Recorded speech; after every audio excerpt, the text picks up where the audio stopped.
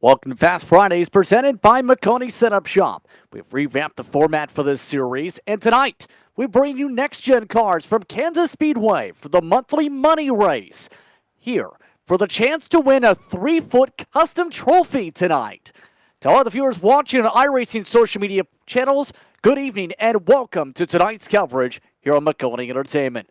For those of you who have not joined us before or heard of Fast Fridays over the years, it's essentially a weekly series held by Maconi Setup Shop that features a variety of car and track combinations each week. With the revamped format in the past few months, drivers enter through 3 qualifying races to essentially lock themselves in through a point structure. Top 20, roughly, automatically lock into the money race. Lots to talk about tonight, but first things first, my name's Justin Prince. Alongside with the booth for tonight is Robert Hill Jr., He's with David Kreutz working the controls as our producer and using cameras provided by the great Dougie Beard. Robert, the last time we raced this series for the money race side, Gavin Gleitzman left $250 richer. Tonight, we have a custom 3-foot trophy to the race winner. Jeff Maconi talked about how wild the trophy may potentially look by the time it enters the doorstep of somebody's front door. But the next gens at Kansas tonight offer a lot of racing with multiple lanes, tire saving, and long run speed be critical. What do you expect tonight for this edition of Fast Fridays? Yeah, good evening, Justin. Good evening, everybody. Welcome to Fast Fridays. Like you mentioned right there, tire saving tonight is going to be absolutely paramount for these drivers to enable themselves to have that long run speed. Throughout practice tonight, we've seen drivers pushing their tires to the limit, pushing themselves into the outside wall, especially coming off of turn number 4, which is an opportunity for potential madness here tonight, as well as the high side between turns 1 and 2. That place is very, very bumpy, so watch for drivers to get unsettled up at the top, but expect some great side-by-side, door-to-door action all night long as these drivers race around the 1.5-mile Kansas Speedway. At this racetrack, folks, there's between 17 to 20 degrees of banking in the corners, 9 to 11 degrees of banking on the front stretch, and 5 degrees on the back stretch. So a lot of opportunity, like Justin mentioned, to go to potentially even 3 wide out here and have a great show. We're in for a good one here tonight, and I'm glad you all could join us. Now, for those just jumping in, here are your list of drivers that do have a provisional per that system entering tonight. Throughout the past few weeks, gaining provisionals: Peyton Hill, Jordan Person, Jeff Maconi, Tyler Merritt, Anthony Carrasquillo, along with Aaron Shiflett, Braden Laster, who is actually in the Arkham and Art Series race right now, so he's got a pass, Mike Wembold, and Hoing Kauser. Now, the third to last one, if Brayton managed to race this track and Phoenix race at the same time, that'd be a big accomplishment. He's currently in the midst of trying to accomplish 150 miles at the Mile Speedway in the desert. But in turn, we have a good number of drivers, 20-plus, looking to get themselves in, Robert. Yeah, absolutely. First off, best of luck to Brayton down there at Phoenix. A last-minute deal came together for him to work with the Fast Lane team, or Fast Track team, sorry, and we wish him the best of luck.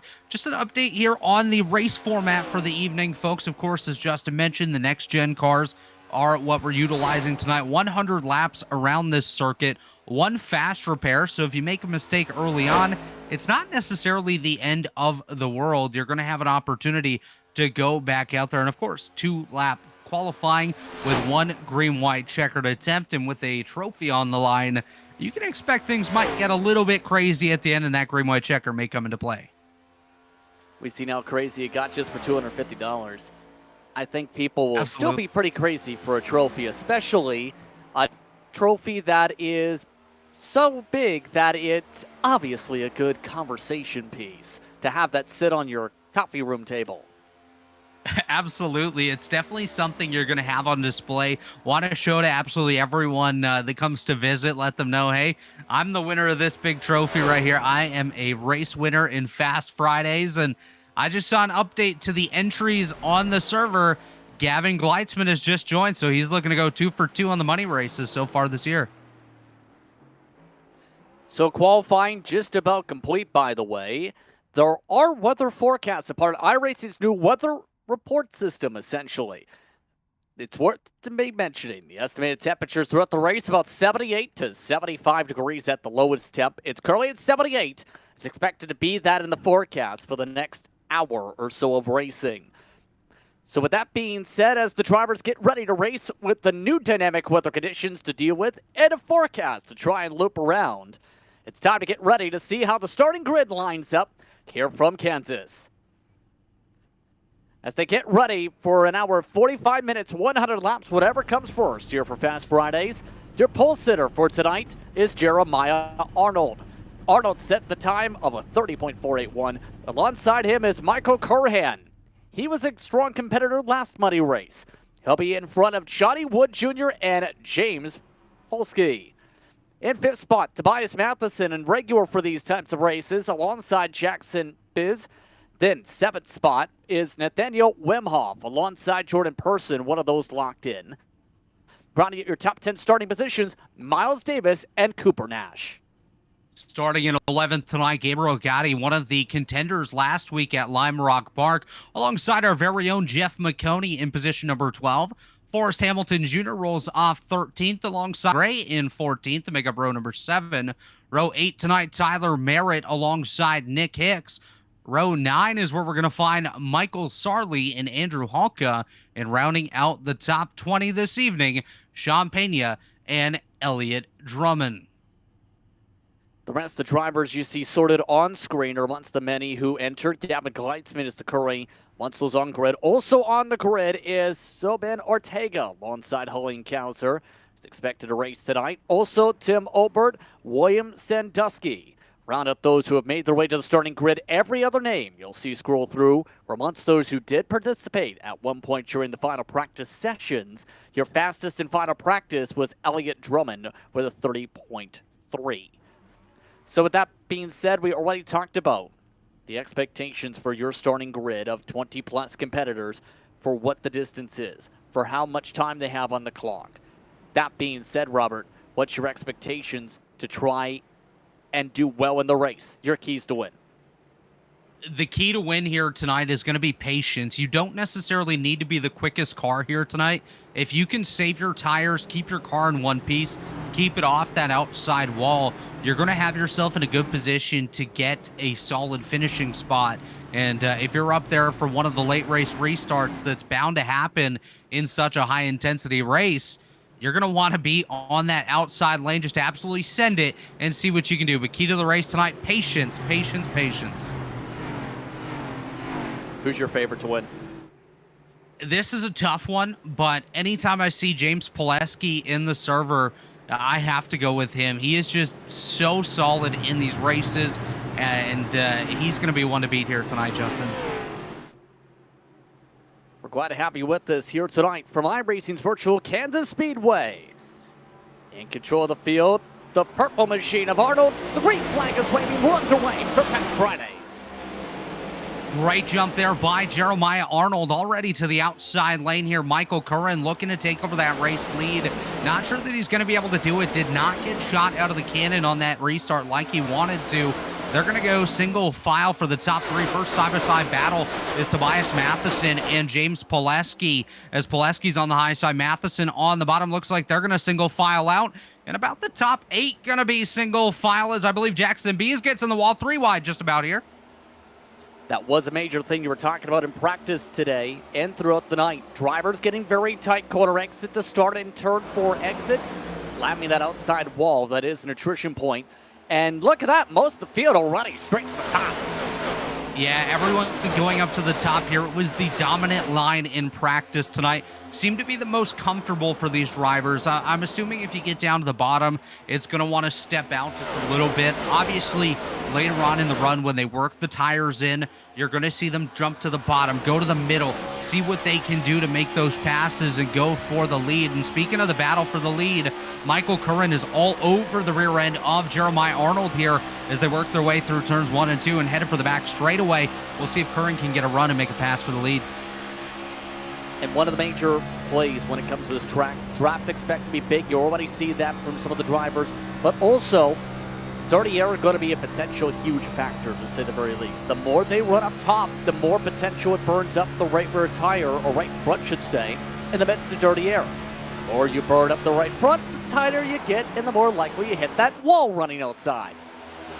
That's exactly, and I think we just saw Tobias Matheson get a little piece of the outside wall. You can see side by side just a little bit further back as I believe that is Jordan Person. Actually, no, that is Jackson Bees that's going to slide back. He loses the spot to James Pileski and Jordan Person now as they're going to get around him. Tobias Matheson to the inside of Johnny Wood Jr. They're going to be side by side for position number 3. Looks like Wood has the advantage here headed back into turn number 1. These drivers already ticking off the laps rather quickly. 5 laps in. Here comes Matheson back to the inside of Wood. Is he going to chop him down and get the position this time by? That's the huge question. Not quite yet. But it is the type of racetrack we mentioned the long run being critical, at least 50, 55 laps the fuel run by the time things shape up. And for many of these drivers, remaining patient could be critical. Pileski, you mentioned a lot about the expectations of him doing well. Talk to us about what you expect in turn from him based on your experience. For reference, you do a lot of league broadcasting in various different series with some of these drivers, in fact. That's exactly right, Justin. I've seen James Pileski in various short track series and intermediates, as well as actually we have a big battle for the lead here. Here comes Johnny Wood Jr. with a very big dive down to the inside of Jeremiah Arnold. Now he's going to get passed again by Curran, but back to James Pileski here. He's just a driver that always puts himself in the right position. He's not afraid to be aggressive, but he's going to use a bit of intelligence and strategy when he is aggressive as well. So he always seems to find himself in that position when it counts, and he's there to pounce. So the driver who's really making the bottom line work, almost what you may describe as the Keegan Leahy line from one of the early Coke races in the NASCAR Coke iRacing competition around 2017-18-ish. He was one of the very few drivers at the time to use the bottom of the racetrack. Guess what? That was stronger long run. Well, these days in the next-gen car, there's a lot of talk of it being a bit worse on the bottom. Give credit to Wood Jr. He's trying to stuff this. Contact behind him as Jordan Person tries bumpers. Yeah, looked like Person and Wood going to come together. Pileski going to dive to the inside of Johnny Wood Jr. That's going to be side by side for position number 4. A little bit further up ahead, though, as Pileski does get a bump draft. Tobias Matheson went for a look to the inside of Michael Curran, wasn't able to get there. Now he's going to fall back and be under fire here from Pileski's. We're 3 wide. We have contact, and we're around on the back straight away. Gavin Gleitzman and Jordan Person. Caution flag is out, and you can see that coming the second the diamond started from the top. 3 wide. Gleitzman at the bottom of a massive send. And let me just say, when the 750 of Wood started to diamond down, you could see it. Yeah, absolutely. You can do 3 wide here, but as you know, it gets real tight real fast. As we watch this here through turns 1 and 2. Ooh. Offset 3 wide, and Gleitzman gets the bigger of the slides. That's going to cost him all of the track position.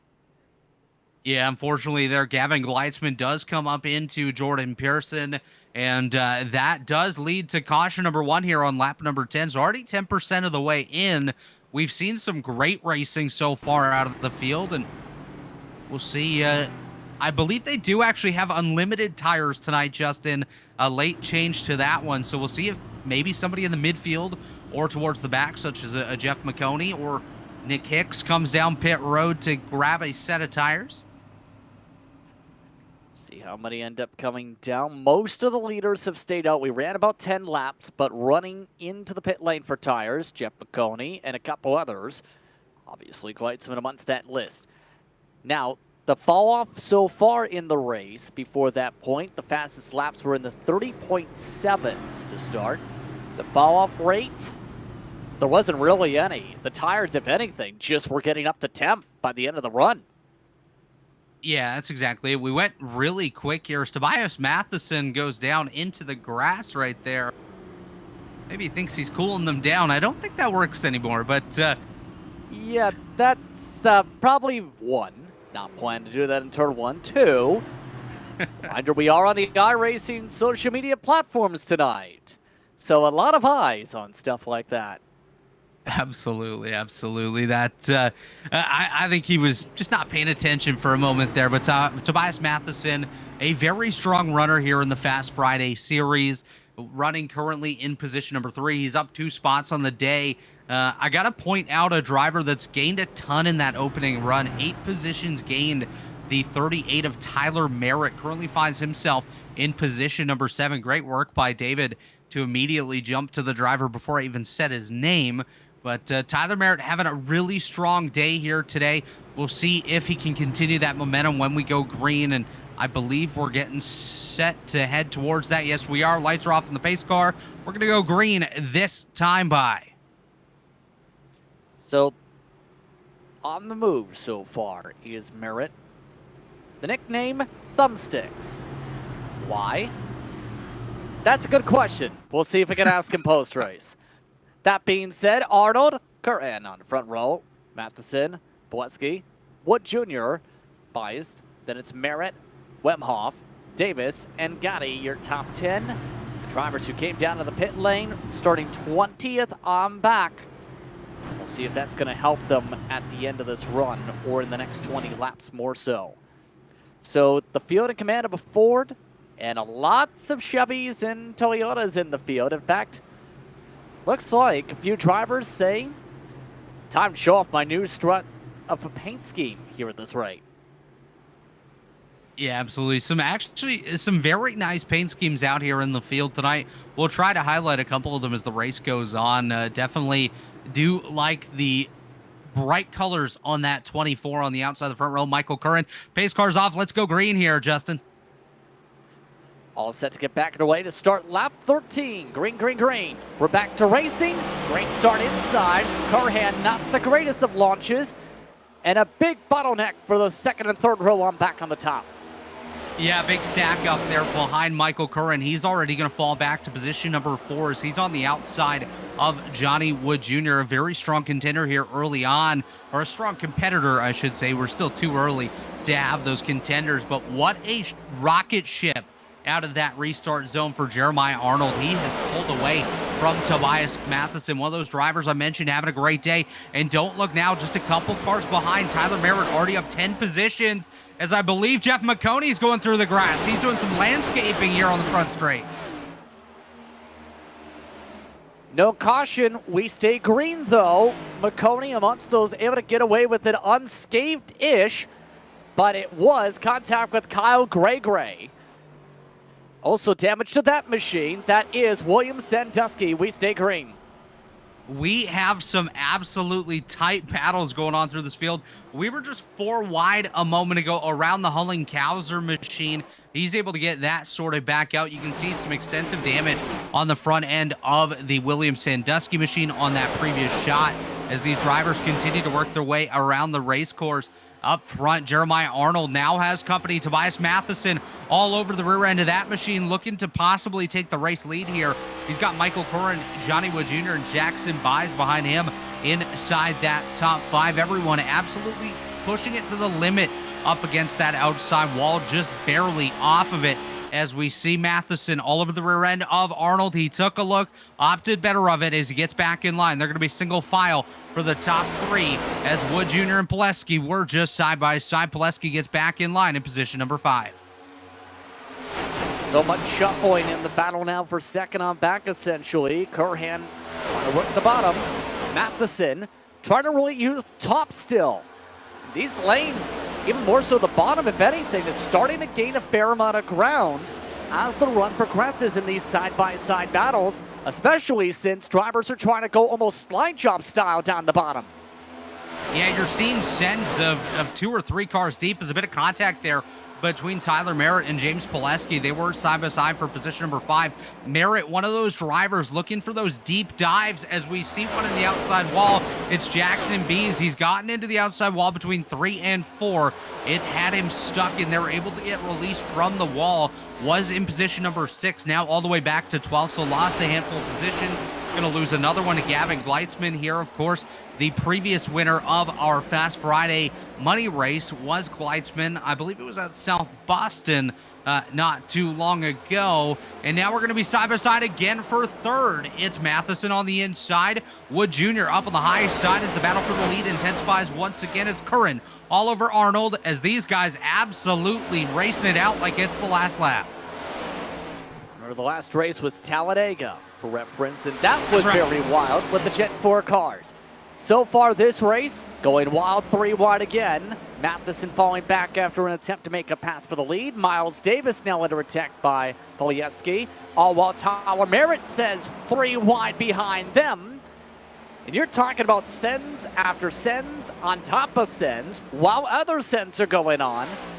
You have to be almost head on a swivel. There's a send to the inside, and your contact Ortega shuffling his way underneath Merritt. That was a send to the inside that nearly turned into a send to the outside as Ortega and Merritt come together on the inside lane. They are going to continue to battle it out here as drivers all over the place right now. Going door to door is just behind Merritt. It's Ortega and Gleitzman side by side. That is Gleitzman up on the outside while you can see him in the Rick Ware Racing style number 51 machine. He clears Steven Ortega as Arnold continues to lead the way here. Curran in second, followed by Wood Jr., Matheson, and Polieski. That top 4 has pulled away just a little bit from Polieski. It's just a little bit further behind. Gleitzman goes for another dive to the inside of Tyler Merritt. They're going to continue to be side by side down the back straightaway for position number 7.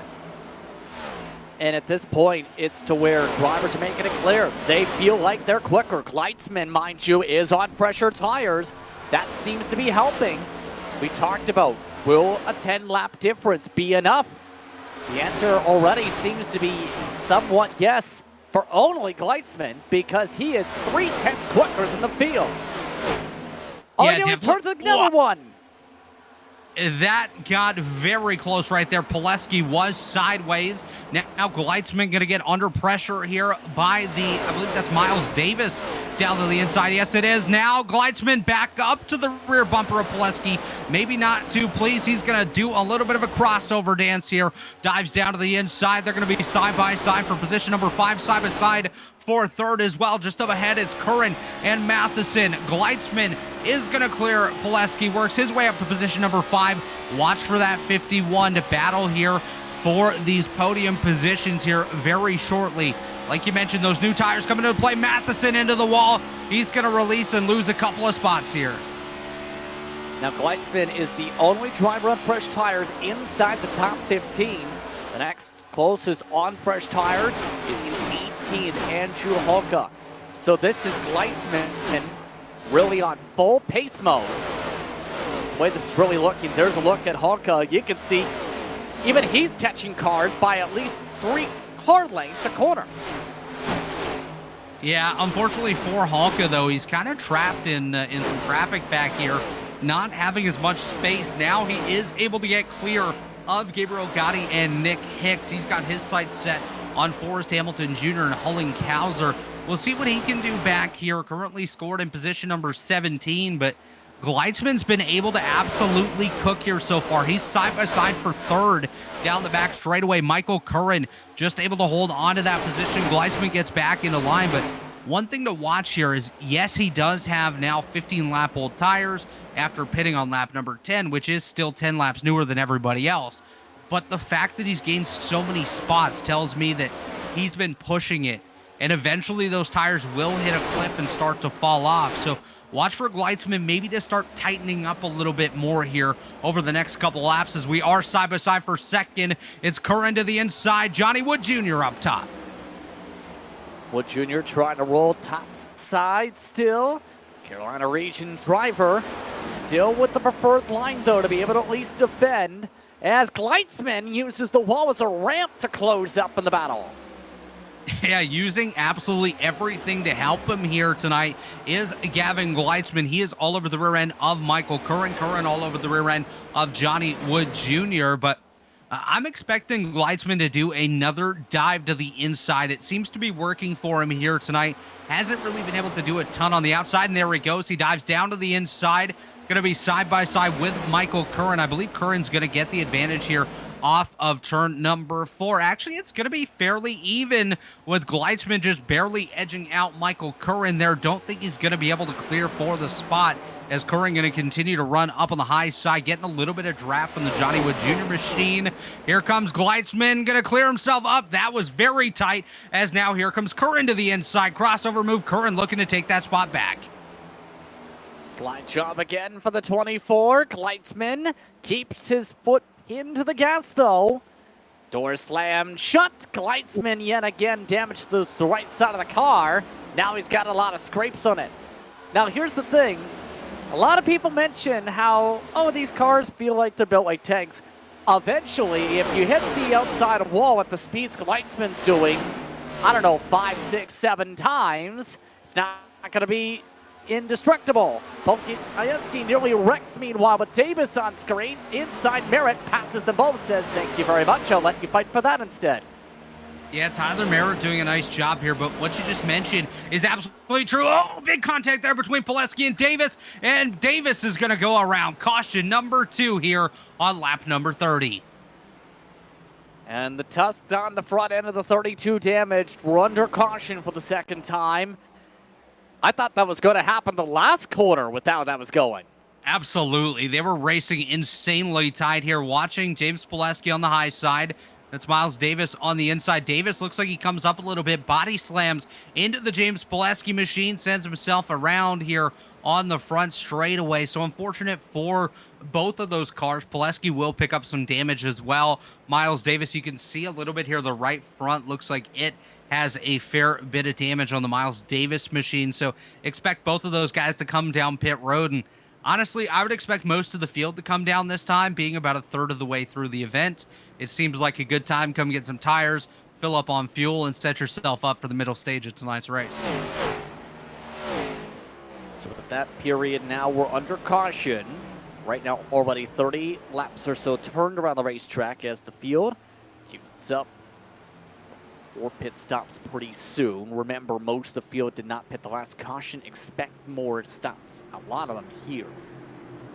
As they get ready to pit, though, we want to remind you that iRacing is relied on as a training tool by countless professional drivers. The platform, in turn, is unrivaled as a racing simulator because of its creators having to manage to capture every single car, track detail, and recreate them in a package that perfectly encapsulates the feeling of being behind the wheel of a race car, pushing its mechanical limits on courses designed to test the driver's mettle. And the industry agrees. Visit iRacing.com to sign up and become a member today. Pit stops underway as most of the field able to get themselves cleanly into the boxes. 4 tires and fuel should be the expected name of the game for the field. Yeah, I would most definitely expect everyone to take 4 tires and fuel here. We have run about a third of the event. Is Johnny Wood Jr. going to win the race off of pit road? Slow stop there for Jeremiah Arnold. He's going to lose a bunch of spots, and he comes to a slow exiting pit road. Has he sped? Not quite sure. I think he had an issue. Did get later on the jacks. But 2, the speed limit at the cone is 45. He was at 33 for the cone. That being said, if you speed past the 45 in any of the sectors at the lines, which he did a couple times at 46, you get a black flag. Yeah, this is a heartbreaker here for Jeremiah Arnold. Still pretty slow down the back straight. I think he's just letting everyone by here, but does appear that Jeremiah Arnold, the dominant car here so far today, has gotten a speeding penalty and is going to go to the rear of the field. So going to be interesting to follow his progress here through the middle portions of this event. Like we said, very quick early on. Now going to have to fight through the field, which is where things might get a little crazy. But out front now, Johnny Wood Jr. has taken over the race lead with Michael Curran in second, Tyler Merritt third, Tobias Matheson in fourth, and Sibian Ortega up to position number 5, 16 positions gained on the day. Biggest mover so far, started 21st just 33 laps ago. And Ortega, keep in mind, has already showcased that not afraid to really send it to get up here.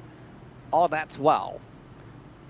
Curious what Wood Jr. can do here. He's one of those for the league scene who seems to be doing pretty confidently and pretty well in turn speed-wise.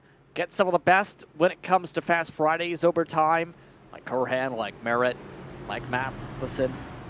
How long can he keep the defense up is the question. He's already had several scrapes to the outside walls as the race has progressed. Yeah, we've seen Wood Jr. push it absolutely almost to the limit here throughout most of this opening stage of the race. He's done a nice job keeping himself up here in the hunt in the top 4, top 5 here so far. But now when you're the race leader, is he going to be able to control how much he's pushing out there? Is he going to over push to try to pull away from these drivers, trying to match what he was doing earlier, working his way through towards that lead? Or is he just going to settle in, take it easy, remain patient, and find himself in a really good spot at the end of this? So we'll have to keep our eyes on Johnny Wood Jr. I think he has a really solid piece under him here tonight. But Michael Curran, Tyler Merritt, Tobias Matheson, and Simeon Ortega, those are some hungry drivers up here as well. Of course, Merritt and Ortega in double-digit positions gained here so far tonight. So watch for them to have something to say about Johnny Wood Jr. leading us here in the middle stages of this one. So a lot of fuel saving, by the way. We're near the window, keyword near the window of estimated fuel.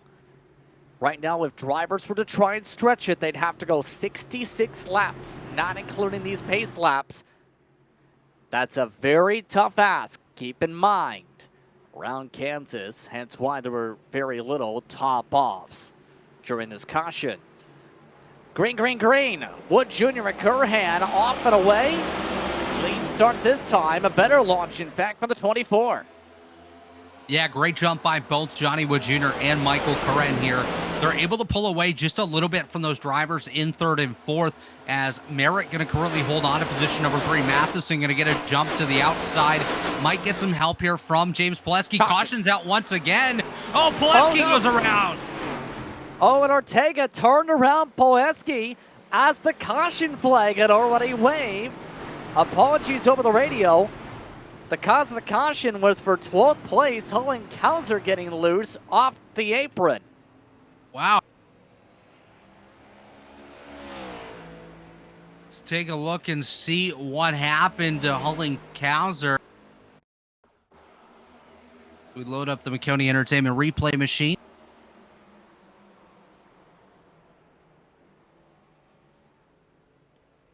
From what Kauser's saying on the radio, Robert, he says he got bumped. Yeah, just an unfortunate time bump there for Kauser. 3 wide on the bottom. Ooh. Was he bumped, though? It doesn't even look like he got contact at all. He thinks there was contact, but it was a bump from the track. That's all you could say. Yeah, I definitely did not see a bump in there. Looked like he had some space to the rear and to the outside. It just stepped out on him. He just got aero loose. Yeah. Wow. Yeah. He got loose off the bumps of the track and thought it was contact. We'll let him go with that. We'll let him think there was contact and just see what he can do here on this upcoming restart. No contact from anybody. No impact to the inside or outside wall. So really the only thing that Hullenkauser is going to lose here is some positions on the racetrack, but long way to go. Still a lot of opportunity to battle back, but we also saw James Pileski go around there off a bit of contact with Ortega. So that one, I think, was bigger than what we just saw with Kauser. Yeah, that ended up spitting things out there, and I think Pileski elected to come down and pit instead of trying to get his spot back. So that's why he's not up towards the front. Now, that could be a helpful timing for the fuel strategist, because Bees, Pileski, Kauser, amongst those who came in just now to top off. Miles Davis is still coming in for repairs right now because there's only the one faster pair. Looks like he's banking on it. But everybody who just came in might, maybe, very big maybe, be able to stretch it if they use the bottom. Yeah, we'll definitely have to keep an eye on that. Drivers likely in fuel save mode here under caution as well, clutching it where they can, maybe shutting the motor down. Just these guys know how much fuel they have, how much they need to make it to the finish. There's enough third-party software as well, Justin, that guys use now that helps with fuel calculations. And of course, iRacing introduced the great new auto fueling tool, so that tells the drivers how much fuel they might need. So if they're currently showing zero, they're going to do whatever they can to maintain that zero and not need any additional fuel here. So as they sort out where they need to start, it's worth noting Kowser just apologized for bringing the caution out.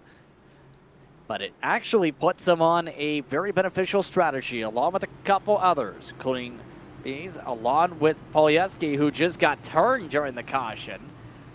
But unfortunately, because the time and when he got turned around, he does not get the original scoring loop regardless. He's still pit. That being said, everybody else is still playing there will be another caution game. Wood Jr. and Curhan, along with Merritt, Matheson, Ortega, your top five. Pace car is off, already 30 minutes through the action here from Kansas Speedway. Glad to have you with us here on Maconi Entertainment and iRacing social media platforms. We're back to racing. Another good launch, and Curhan's getting better and better at timing it. Oh, and a big block in the background. Drivers are blocking on the apron. Now Gleitzman pushed on the apron and getting turned. There goes Kowser. There goes the entire top-off group. There's the caution. Oh, no. Jeff Maconi gets involved in that one as well. Gavin Gleitzman, like you mentioned, Sean Pena, I believe, did get a piece of that as well. We'll take a look on the Maconi Entertainment replay machine. But cautions, breeding cautions here. Restart stack up around Gavin Gleitzman. He just gets stuck, drops down to the apron, and... What? That's a huge block in the first place. Holland Kowser gets involved in this one again as well.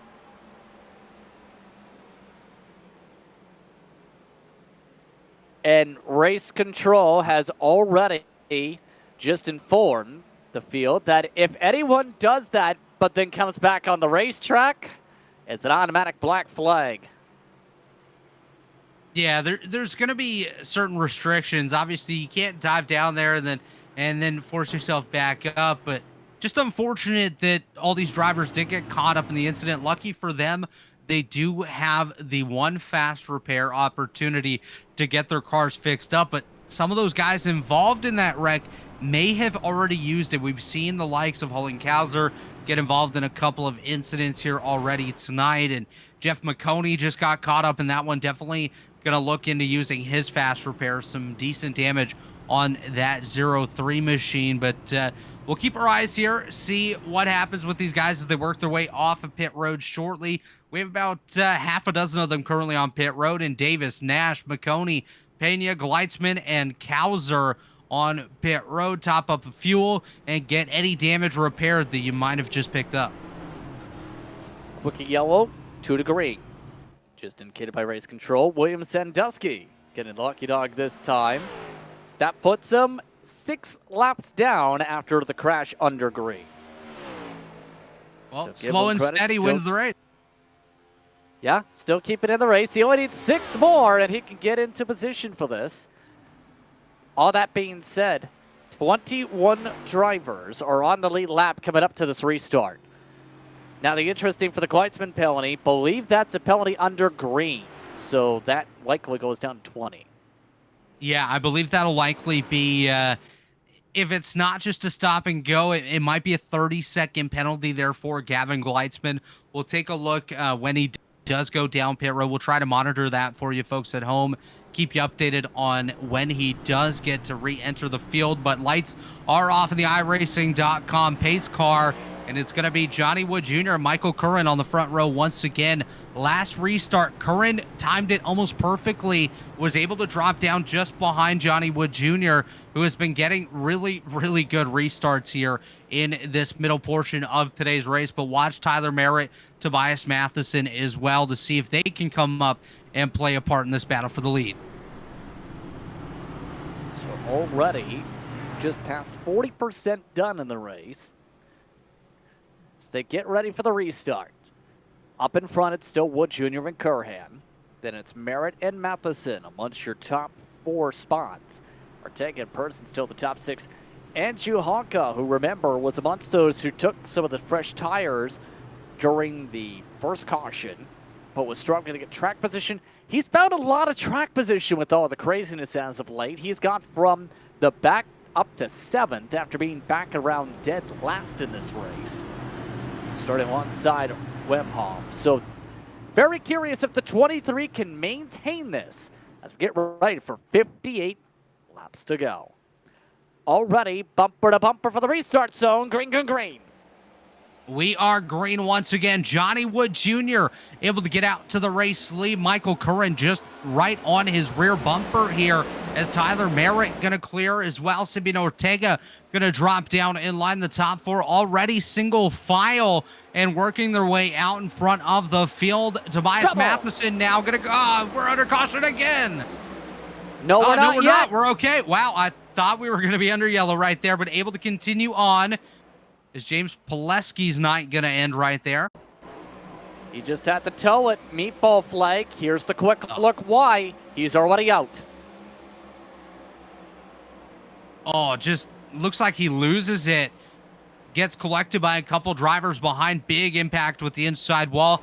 That is going to be night done. Checkered flag on the evening for James Pileski. Tim Obert also was amongst those in it with significant damage. The leaders are still racing, though. Wood Jr., Curhan, Merritt, Matheson, Ortega. Amongst your top 5, the top 4 with a small buffer away for now, but caution. Sean Pena in the grab. It's and like contact with Cowser, Pena, Hawkins.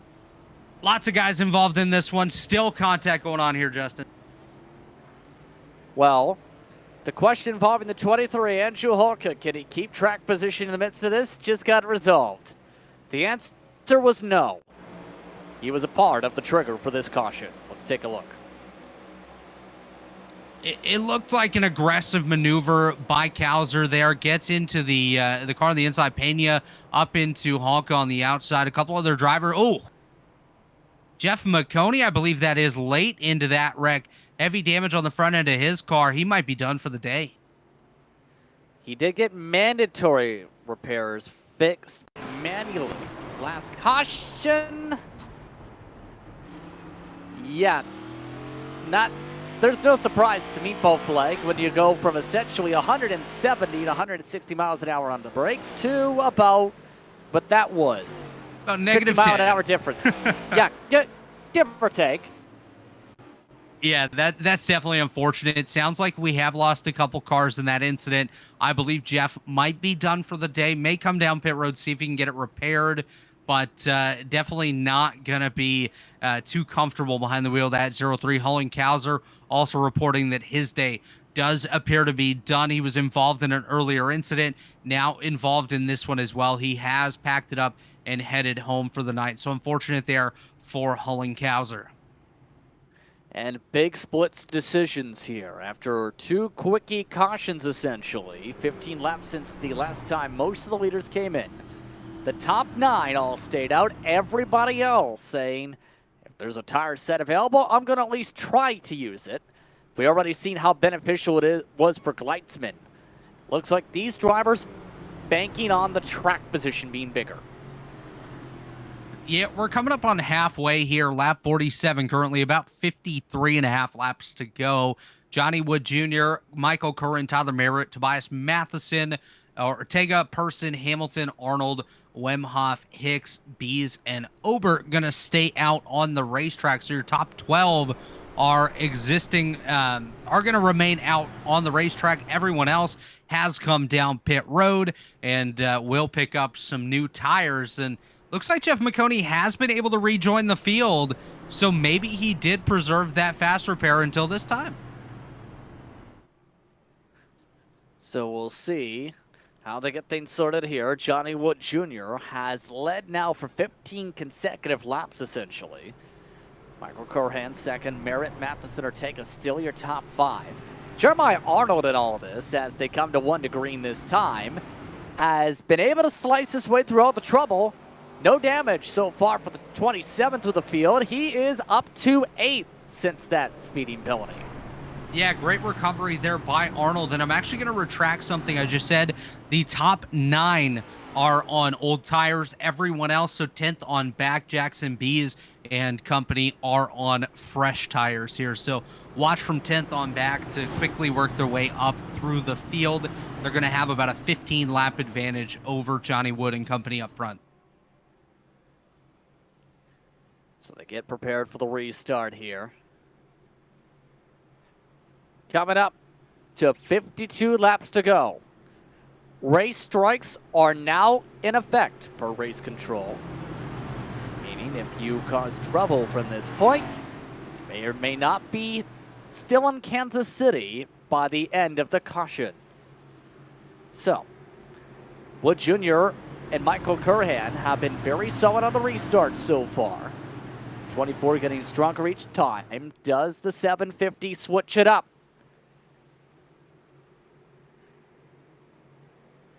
A little bit later this time, green, back to racing. Tyler Merritt times it up. He's inside for second. Yeah, Merritt on the inside of Curran and Matheson. Currently kind of holding that bubble position between third and fourth, as it does look like Curran able to clear, get ahead of Tyler Merritt. Merritt just briefly clipped the apron, got a little bit loose, able to settle it up here in position number 3. Matheson currently in fourth, and Ortega in fifth, was right on board here with Tyler Merritt. He has been quick all night long. Currently 12 position gains, started in 15th up to third here so far. And like you mentioned, changing it up a little bit. Johnny Wood Jr. went a little bit later than we anticipated, and I'm sure the rest of the field anticipated, was able to get a decent jump over Michael Curran. But Curran still staying there, steady Eddie in position number 2, but he's looking to take that lead from Johnny Wood Jr. as he's going to get up to the rear bumper of that machine. Tyler Merritt going to get up to his rear bumper. Matheson up to Merritt. We got the battle for the top 5 all over again. Let's do it here as we come to halfway. 51 laps in the books, 50 to go. Cross flags up at the stand, now to 50 laps to go. Curhan looking for a place to slice, looking for a place to dice. All while Wood Jr. keeps on going a little bit higher and higher. Merritt, mind you, seems to be the one we see on screen here who seems like he's almost itchy to try a different line. Say, this isn't working for the lead. I've got to do something to try and pass these cars. The downside, it almost seems, Robert, it's difficult to make a pass unless you're on the outside of it. Yeah, it does seem like it is difficult to make a pass unless you're up on the outside lane. On the outside, you're going to get that extra bit of momentum off the corners, as now we see a battle for the lead.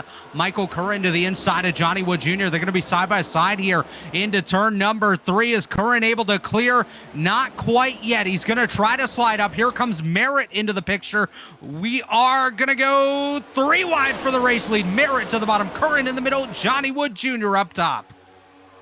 Yet again, an attempt on the slide job for the race lead. Doesn't work out. Now it's Merritt trying to take the slide inside. Now not able to send it deep enough to make a move. And he gets shuffled back to third again. Nothing lost for Curhan, but another attempt. And Merritt just about losing the top line. Matheson nearly cut off his bumpers. Yeah, Merritt trying to do something different here, but it almost seems like without the help of a car behind you, you're not able to maintain that momentum. He goes down to the inside, slides all the way back up, nearly takes off the nose of Tobias Matheson. So that momentum and I'm trying to think of it here, the pace difference as he comes back up, definitely coming into play here and losing potential positions and spots on the racetrack here as Johnny Wood Jr. does continue to lead. Michael Curran just kind of stalking his prey a little bit, staying on the rear bumper, looking for that opportunity. Doesn't want to force anything here, as obviously still a long way to go. And as we've seen with Merritt, if you go for it, it doesn't work. There is a very high risk value. As he took a look to the inside of Wood, it didn't pay off, but here it comes Tobias Matheson side by side with Tyler Merritt for position number 3. Trying to get a bit of a side draft exit. A little bit tight. Matheson not to make it work. Ortega, yet again, says it's time to lick the stamp and send it. Ortega up to 4th, yet again with to squeeze through. Yes, Simeon Ortega having a really nice run here tonight, up 17 positions, started 21st, which was, I believe, dead last in the field. Actually, just a little bit ahead of the tail of the pack, but done a really, really nice job here, slow and steady. Has played the patience game to a key as he currently finds himself in position number 4. But one driver I'm seeing working his way back into the picture, just a little bit further behind. Caution's out. I believe Miles Davis and Gabriel Gotti going to be involved in this one. So Gotti getting turned around at his Ford. And yet again, the 32 involved. This was the battle for about 15th on back. Not anymore. Not anymore, indeed, as Gotti actually having issues getting his car straightened out here. You got to think maybe some sort of steering damage on that car. As we take a look. Oh, yeah, Gotti just clears himself up. Not clear, and he's going to go around on the front straightaway. And nothing Gotti can do except say, not again. At least there's the caution to regroup. And that's this exactly is why. Yeah, most of the field stayed out for this reason, expecting their caution for the tire difference. And now that we're in the last half of the race, 43 to go, if you haven't come down, so if you're Johnny Wood Jr. and the other drivers that have stayed out up front, do you come down pit road? If you're the rest of the field, do you come down pit road as well, knowing that you do have unlimited tire sets to stay on the same strategy as everybody else?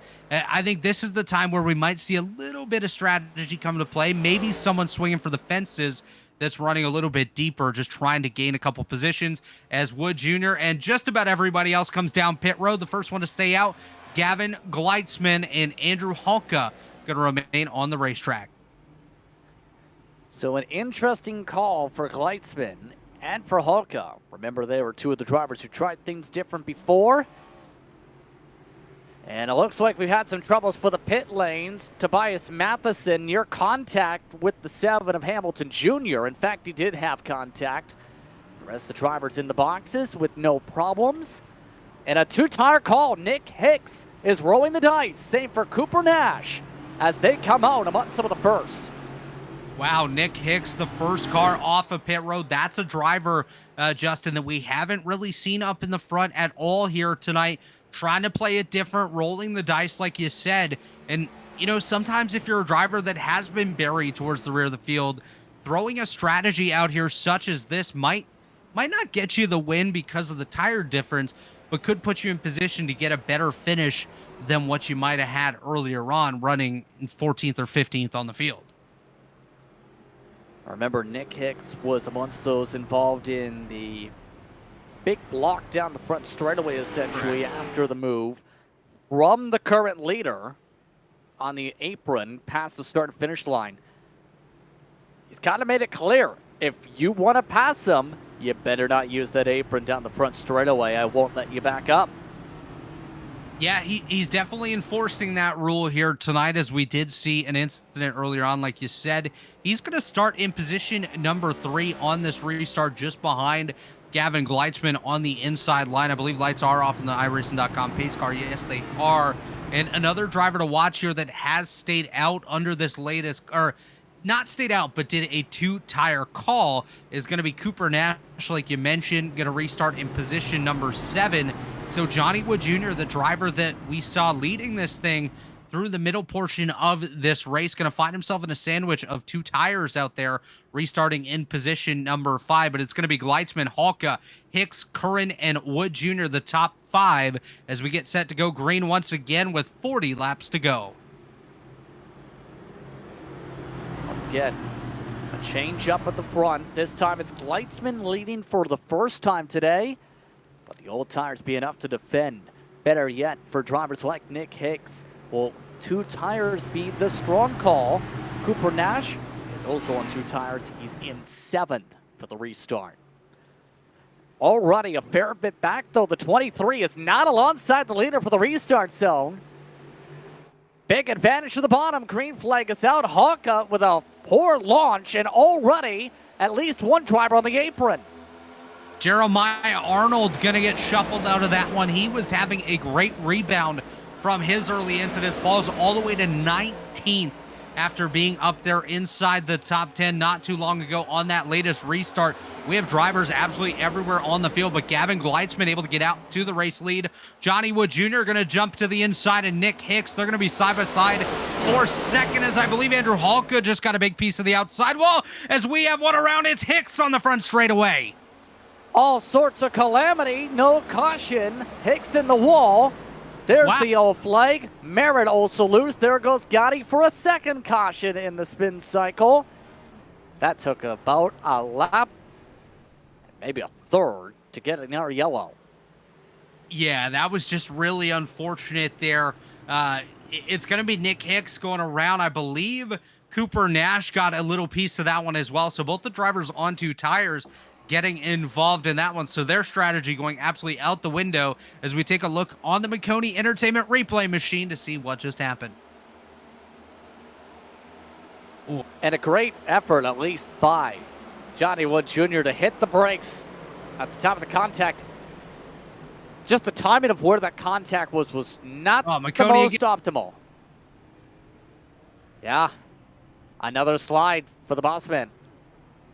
Yeah, the boss man not having the easiest of nights here tonight. A lot of cars just got collected in that one, but I actually have to say Cooper Nash did a nice job avoiding Nick Hicks there.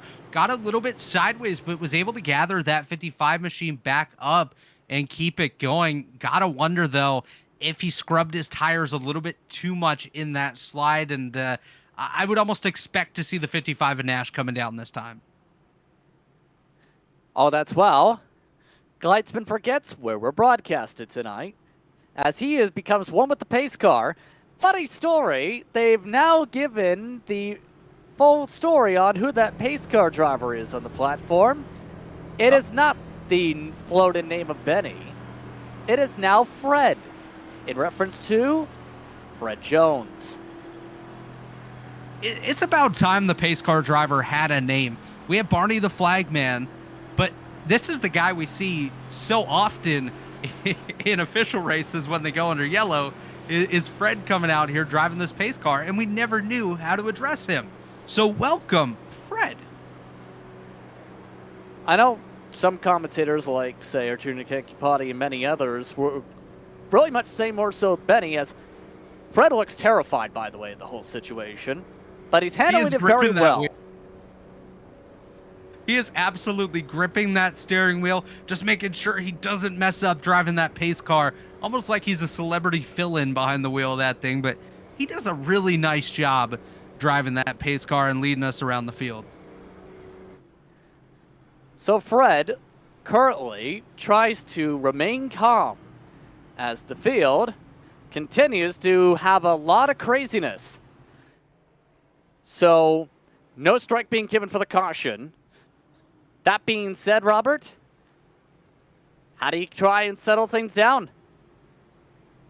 Yeah, obviously you would think these drivers losing out on the opportunity of still having the fast repair, getting involved in a couple of these incidents would calm them down a little bit, knowing that if I wreck the car now, I'm done for the day. So hopefully this closing 35 laps when we go green this next time by, we'll see these drivers calm down maybe for 10, 15 laps, knowing that we're leading up to the final 20. And when the final 20 hits, Justin, of course, everyone's going to be pushing. They're going to go for every possible position because, of course, we have that fancy or funky 3-foot trophy up for grabs here tonight for the winner of this race here on Fast Fridays. I'm very curious eventually to see what the picture of this thing looks like. I did ask Jeff Maconi, but he said, I don't know. I don't have a picture. I mean, I remember when we did speak with him about the trophy a few weeks ago, that he tried to add as many random levels, dishes, etc. to it as possible. If it doesn't have 200 dishes, then doesn't have enough of them. I cannot wait to see this trophy. Pace car's off. We're going to go green. 35 to go when we get back racing. Gleitzman on old tires. Kurham on freshies. Back underway. And Gleitzman to the apron. Now it's side by side for second. Matheson looking to try and jump ahead fast. great jump there by Gavin Gleitzman. Did exactly what he needed to do on those old tires.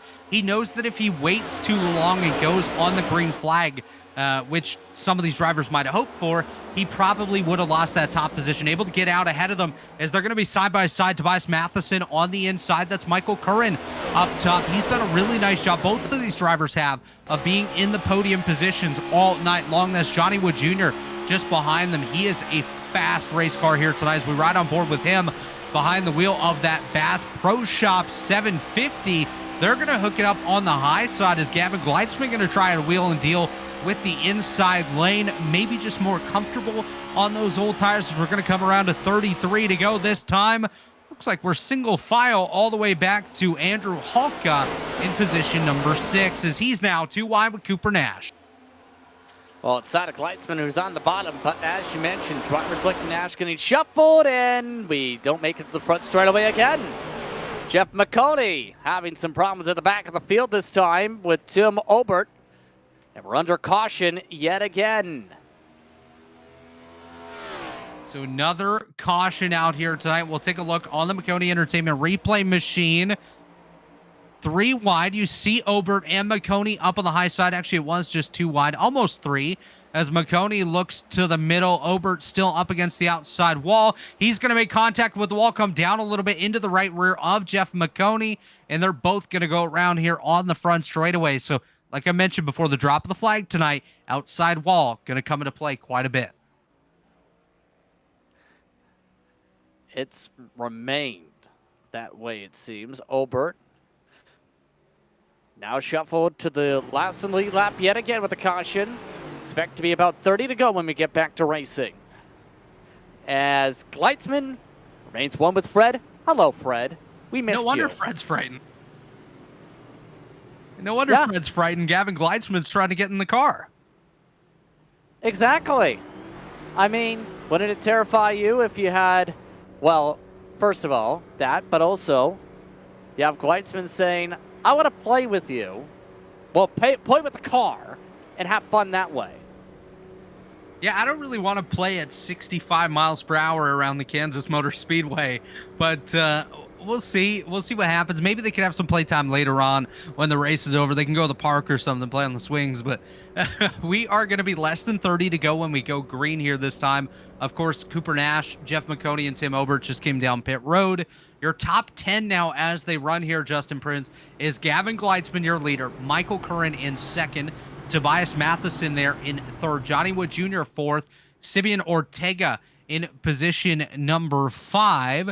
Then it's Andrew Halka, Jordan Person, Jeremiah Arnold, and Nick Hicks up here. Forrest Hamilton actually up there in the 7th spot as well. So Arnold having a nice recovery. Nick Hicks recovering from his earlier incident that he had on the racetrack. And everyone else out here, they're trying to chase down Gavin Gleitzman, who's taking advantage of a no-tire pit strategy. How long will this last is the question. By the way, your quote of the night from one of our viewers watching on live race social media platforms. I used to hate cautions, but I now love them because I can see Fred.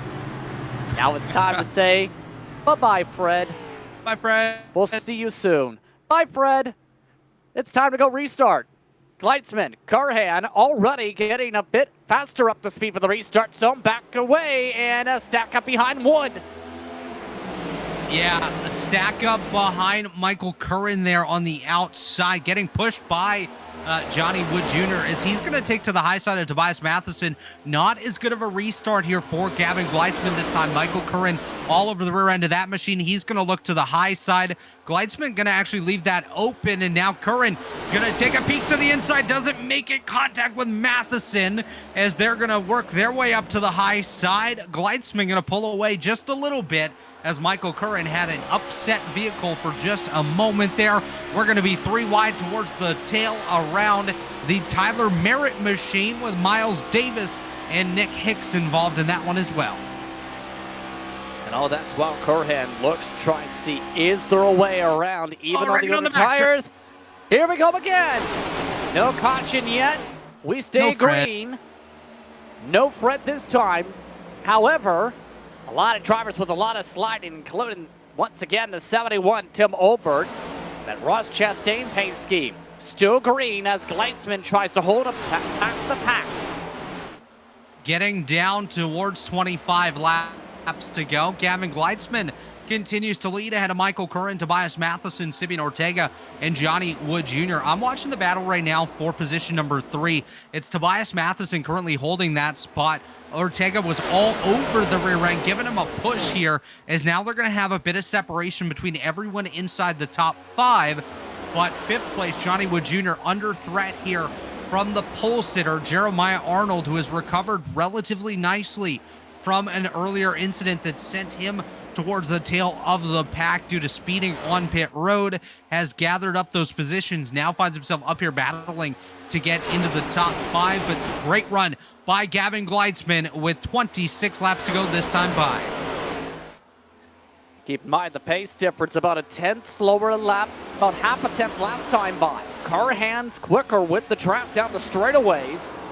Despite that, clean air seems to be at least the dominating factor. Eventually, though, somebody's going to have to say, if I want to win this race, I've got to go inside. How do you do that efficiently, though? The best who's been able to do it has been Gleitzman, who was on older tires. For reference, Arnold's trying it, and he's now forced back again because, again, no place to go. Yeah, it's been really tough. We've seen Tyler Merritt try it. We've seen Gavin Gleitzman do it. Now we see Arnold doing it again as we ride on board with him. He does get to the inside of Johnny Wood Jr.'s. We're going to be side by side for the lead. Michael Curran to the inside of Gavin Gleitzman, side by side down the back straightaway as we head for turn number 3. I believe Curran gonna get the advantage ahead of Gleitzman, clears himself up. Gleitzman gonna dive back to the inside, crossover move. Here we go, side by side on the front straight once again. And the leader at the line remains Gavin Gleitzman. That was one heck of a sequence right there. Good side draft, and now it's 3 wide. A slide. Slight job. Once again for Matheson. Curran with the side drafting. Pulls Gleitzman back to 3rd. And Tobias Matheson leads for the first time. Curran, he looks for a hard send. He gets through the gears quickly, through 4th gear on the bottom. Matheson able to keep it high side as here comes Arnold looking for the lead back. It's time to say, hey, Arnold, as he arrives back on scene. He's just behind the Michael Curran machine on the inside, nearly puts himself 3 wide. Thinks better of it. He's going to remain side by side with Gavin Gleitzman as they're side by side for the lead. That is Michael Curran on the inside. Tobias Matheson up top. No real advantage for either lane currently as Gleitzman gets a piece of the outside while things are going to get tight behind him a little bit further back as that battle remains for the lead. Matheson still with the advantage on the high side. Here comes Michael Curran trying to battle back on the apron. Not quite able to get there as Jeremiah Arnold remains in the wings and Gleitzman not giving up yet. Matheson has the cleaner advantage. Can he keep it is the big question. Curran, we've seen him multiple times already this season on the ovals, especially the 1.5 miles. Be one of the best drivers long run. Matheson looking to run. Arnold, the biggest part of the equation. Contact behind Gleitzman to the wall, but the top 3 look to run away as they go 3 wide for about 5th. 3 wide for 5th. It is Merritt on the bottom. Gleitzman in the middle. Johnny Wood Jr. up on the high side. There, no! Johnny Wood Jr. with contact. Johnny Wood Jr. hard contact the wall. No caution. That was after the check with Ortega as well. We stay green. Wood Jr. no mandatory repairs. Able to keep it on track. That, in turn, has absolutely broken up the top 3 from everybody else, didn't it? It absolutely did. The top 3 now ahead of Tyler Merritt by about 0.6 of a second, and that just continues to grow here as Tobias Matheson does have the race lead. Michael Curran is just behind him, less than 20 laps to go now as the laps are absolutely ticking away here in the closing stage of this one. Matheson, Curran, Arnold, Merritt, and Gleitzman the top 5. Gleitzman definitely feeling the effects of the tires at this point. Went from 1st back to 5th, was just involved in a little scuffle, but able to currently hold on to it. We're going to have to keep our eyes on Tyler Merritt, see if he has enough to chase these guys down in the closing lap. Since the last check, he's gained about 0.5 tenth on Jeremiah Arnold, but now that top three starting to pull away from him once again as Matheson continues to lead as we are quickly approaching the final dance. All this as well with already 18 laps to go from Kansas. The quarter midget racer Tobias Matheson is right now in control of this field. Now for the youngster, he's been strong in a lot of races, but hasn't been able to break through this year really into victory lane yet in the 07 on track 073 in sim. This has been his best shot by far this year. Yeah, Matheson's been a very steady competitor throughout the entire series. One of the strong runners and always somebody that you know is going to compete for the victory at the end. Like you said, hasn't broken through just yet. Currently in a good spot to do it, but Michael Curran going to take a look to the inside. They're going to be side by side using a little bit of side draft down the back straightaway. Let's go 3 wide. Here comes Jeremiah Arnold to the inside. Arnold on the bottom. It is Curran up on the high side as they do clear Tobias Matheson here. Matheson going to get back in line, see what he can do to help them out. He's going to get behind Michael Curran. They're going to do a bit of dancing up on the high side, clearing that Jeremiah Arnold machine. Is Arnold going to be side by side with Matheson for position number 2 as they remain side by side. Matheson into the outside wall. That cost him second as well. Arnold able to slide up to the spot. And now Curhan looks to set sail. Coming to 15 laps to go this time by. Matheson trying to stay in it. Try and find a way to get the side trap back on Arnold.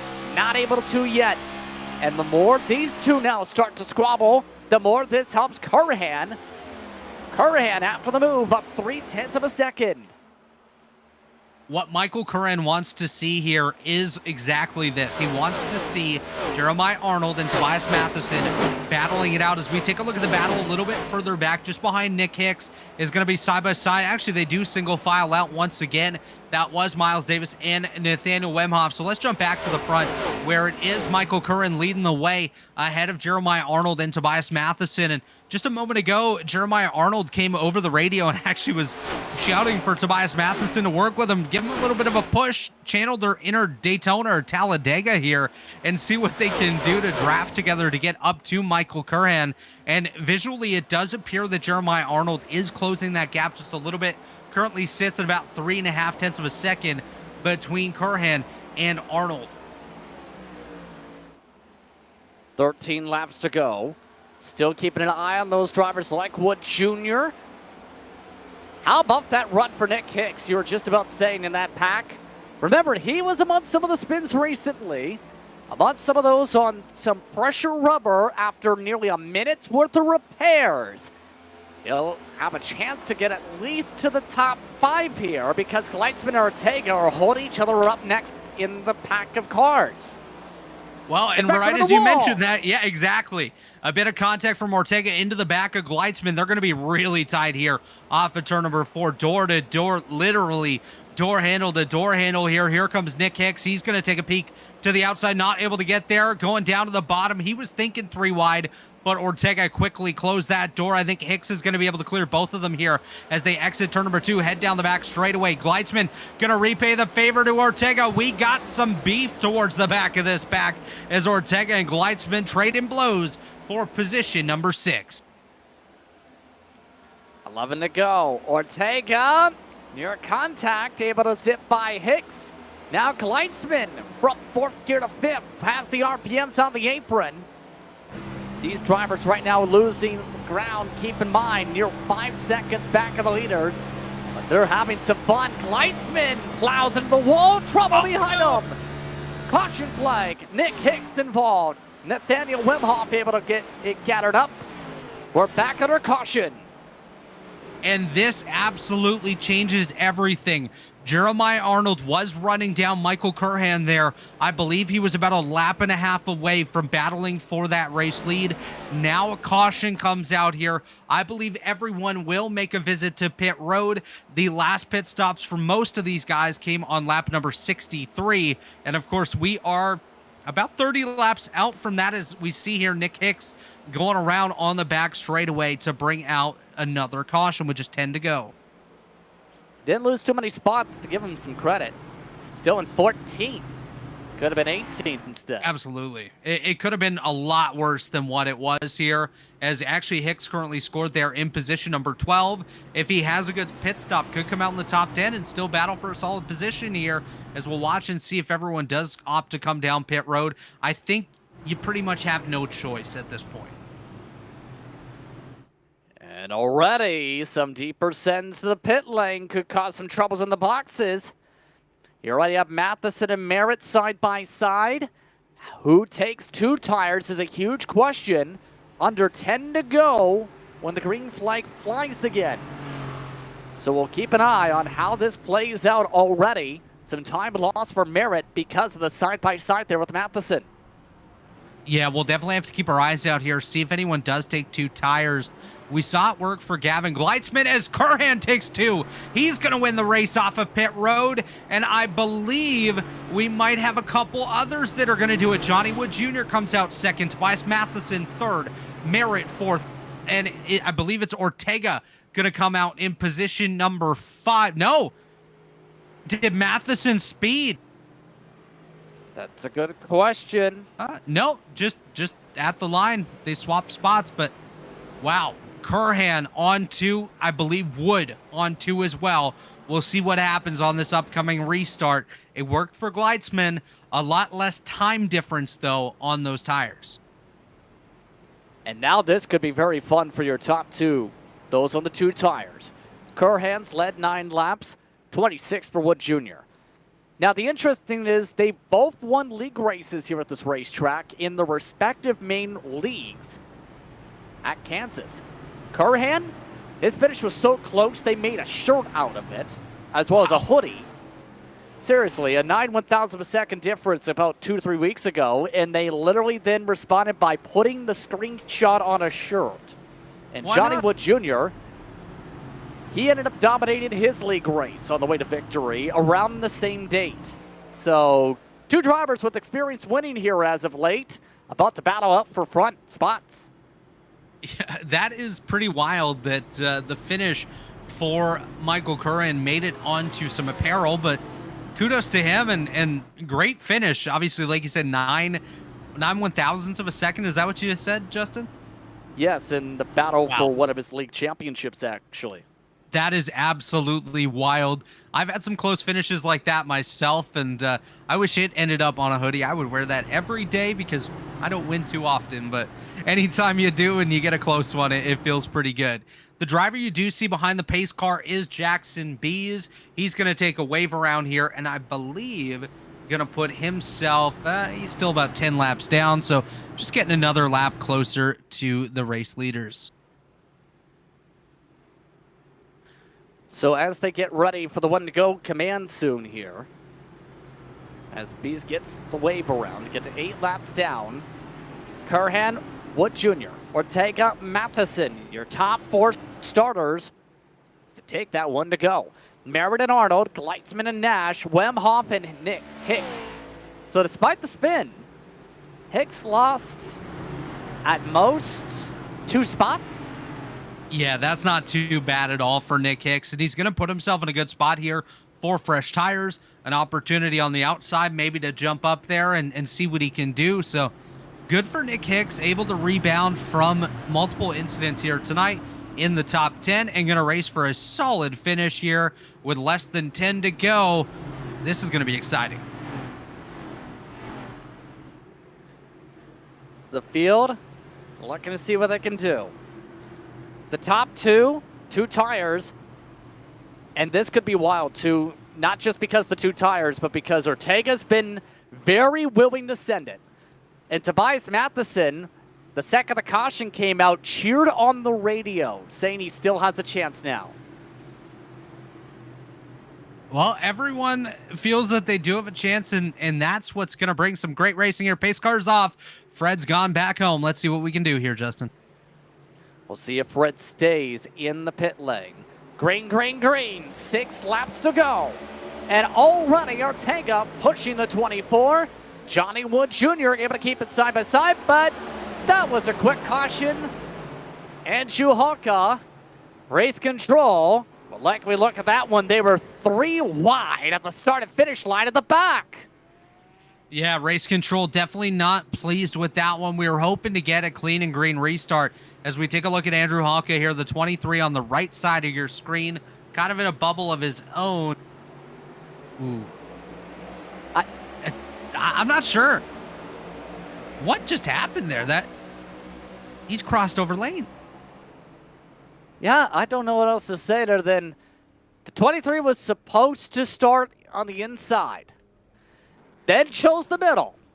No, you're not supposed to do that. Then chose the outside, despite the fact there was a car there. Well, if you want a good example of what a restart is not supposed to look like, and how you're not supposed to jump restarts, an official or otherwise, there's exhibit number B.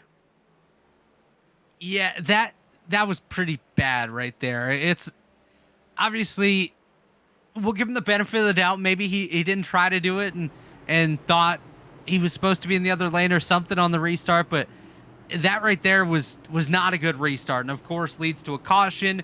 Gonna lead us down to potentially green white checker territory here.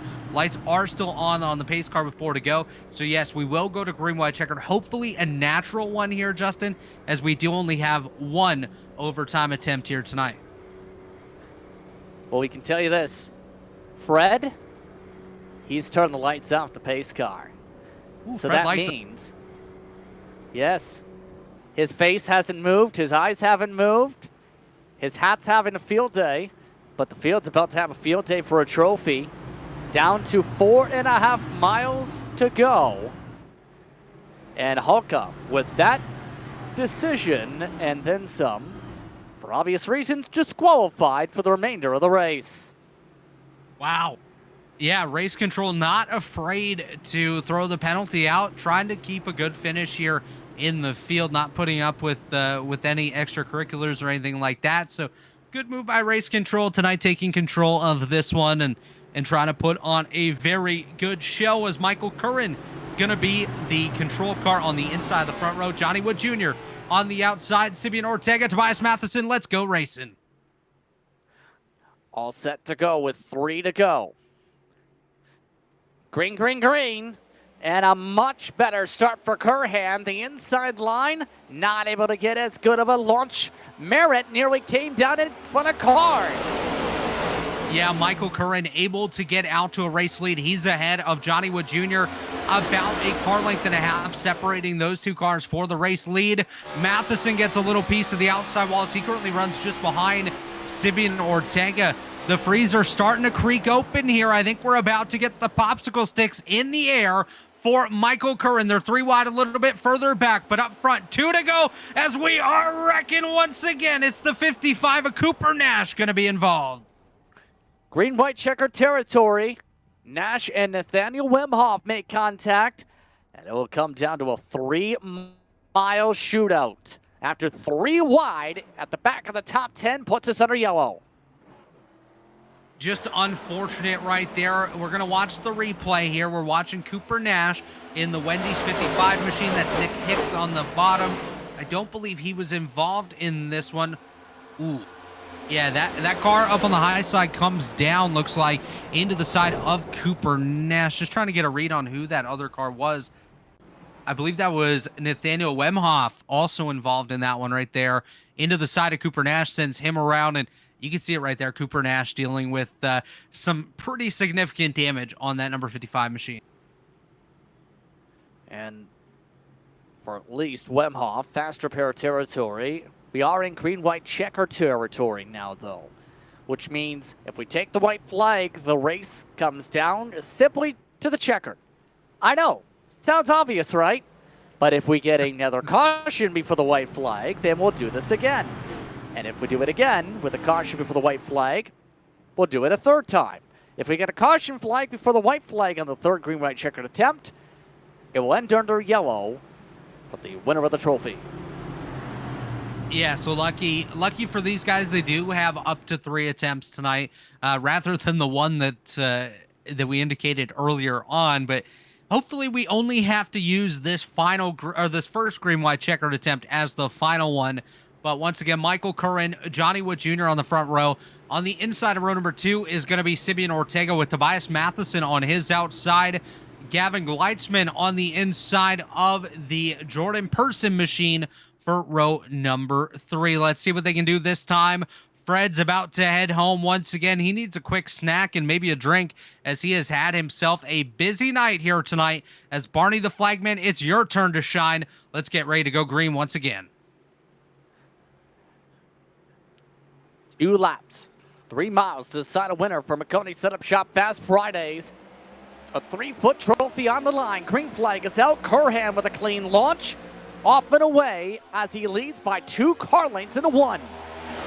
Great jump there by Michael Curhan. Everyone behind shuffling 4 positions as they're going to be side by side for second. It's Simeon Ortega on the inside.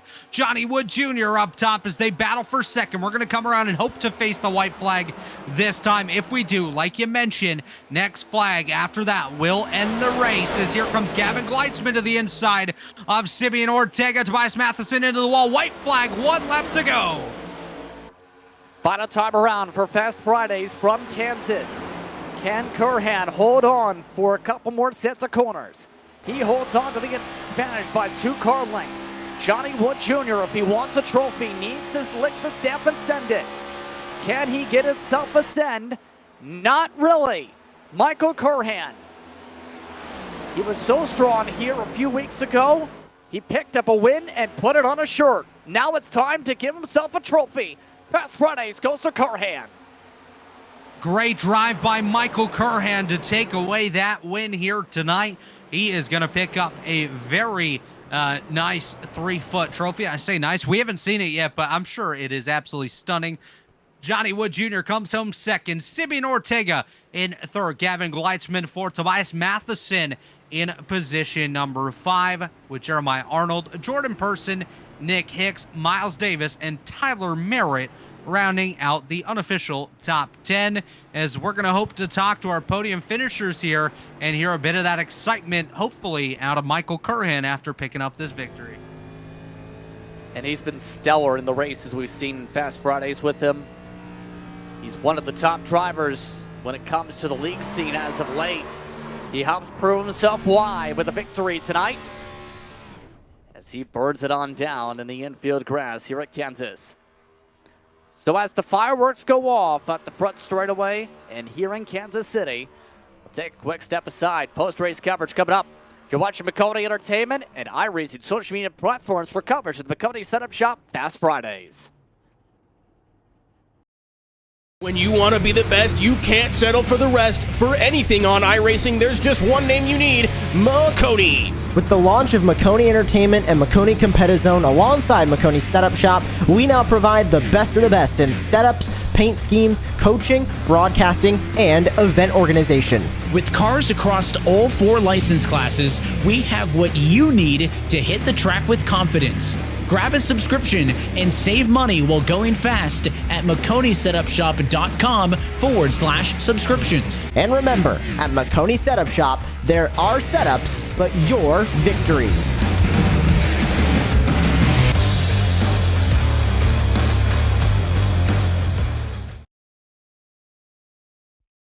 Racing isn't easy, but experiencing it is.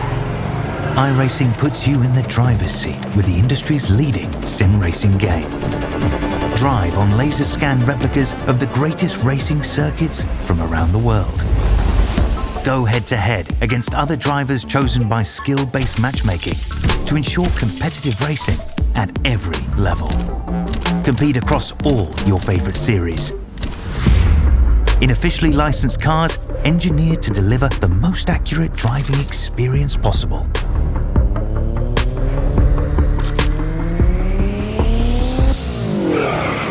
Join a race or host your own with players from across the globe.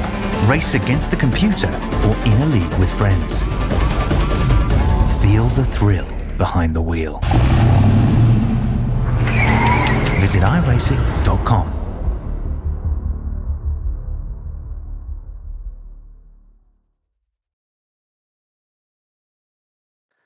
Welcome back to tonight's coverage of Fast Fridays presented by Maconi Setup Shop, the official setup shop of eNASCAR. It's time to look at your unofficial race results when it comes to a Fast Friday night, when it comes to Kansas Speedway in the next-gen car. Michael Curhan is the one who was able to come away with the victory tonight. He held on over Johnny Wood Jr. by about 2 to 3 tenths. Then it's Ortega, Kleitzman, and Matheson amongst the top 5. Jeremiah Arnold led very early and looked dominant early until getting shuffled into the pack. He got up to 6th in the end. Jordan Person in 7th, Nick Hicks in 8th, Davis and Merritt, your top 10.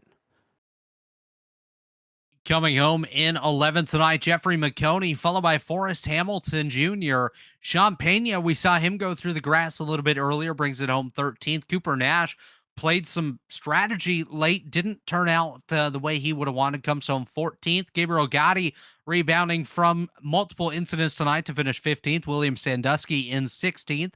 Nathaniel Wemhoff 17th. Tim Obert in 18th. Jackson Bees in 19th. And Holling Kauser with a night that just did not go his way, going to come home in position number 20. Most of the field from about 25th on did not make the start, but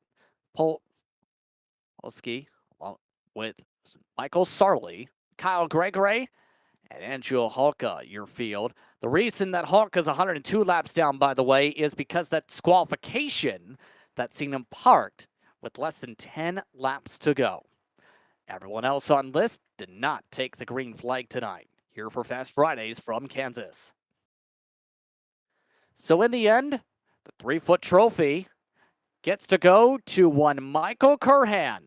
Michael, a couple weeks ago in league racing, you had to finish so close, the finish got put on the shirts and hoodies. Tonight, you got a 3-foot trophy for putting on a strong run at Kansas. How do you feel winning Fast Fridays tonight and getting a 3-foot trophy for your house? Yeah, heck yeah, man. This is super exciting. Get the 3-foot trophy. I'm excited to see what it looks like. I don't even know what it looks like yet, but yeah, really happy with the result. Obviously, apparently Kansas is a really good track for me. I'm glad it didn't come down to a photo finish like it did a few weeks ago in the area racing league, but still a win, and glad I was able to pull it off. I mean, taking 2 tires there at the end, I was kind of nervous. I thought more guys would take 2 to give me a little bit of buffer between me and the folks that took 4, but there really wasn't. I think the first car on 4 tires was right behind me, so I was pretty nervous those last few restarts, but glad I was able to hang on. You felt like Kansas just grooves with you well, it seems like, or rather meshes with you well. Why do you think that is? Yeah, it just kind of suits my driving style, I suppose. It's really, you really have to save certainly the right front here with this setup. The setup is kind of tight on entry, and so I think it kind of suits me a little bit better in that sense. So I was able to save my tires a bit, and then pass the leader there kind of late in the race, and was able to hang on. So yeah, it just kind of suits my driving style. I like this track. Riding the fence like that, it makes it really fun. Well, on that note, Michael, once again, congratulations on the victory here today. You get the win. And oh, by the way, say hi to about 250 fans on iRacing social media platforms.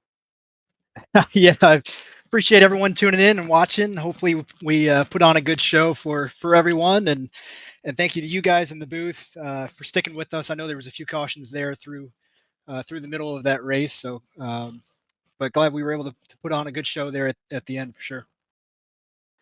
Once again, your race winner, Michael Curhan, gets the job done here tonight. Johnny Wood Jr., who also had some league experience at Kansas in Victory Lane, nearly got to Victory Lane here tonight. So, he's alongside Robert Hill Jr.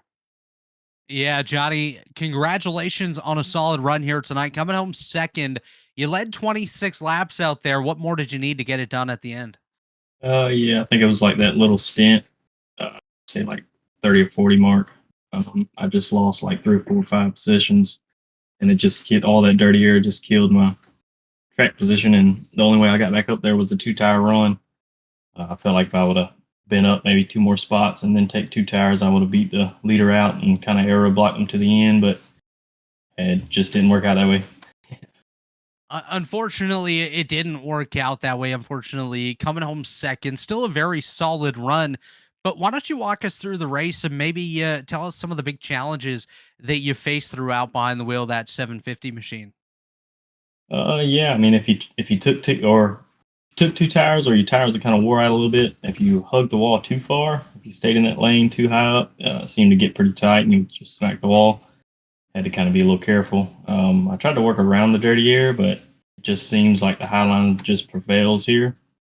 I tried to run the bottom some in 3 and 4, try to get like a, what do you call it, a little slingshot around, try to like get in front of them coming off 4, but you don't get enough of a run to make it happen. Yeah, it definitely seemed like it was tough. Did you really need the draft or a partner behind you to be able to close out those passes on the inside? Yeah, it. I would back off. Really, the only place that I could pass. If you went into 1, you kind of backed off, got a good run coming off of 2, and if you kind of hit the wall, if the guy in front of you kind of like choked up a little bit, you could get a run down the backstretch and then close it, go to the bottom going into 3, and then that might shoot you past them. But you have to block the high line coming, down the straightaway. That seemed to be the only way I could pass, or of course, caution. So if we had any wrecks up front, people go to the back. There you go. You get free spots. Well, Johnny, we are currently live on all the iRacing social media channels.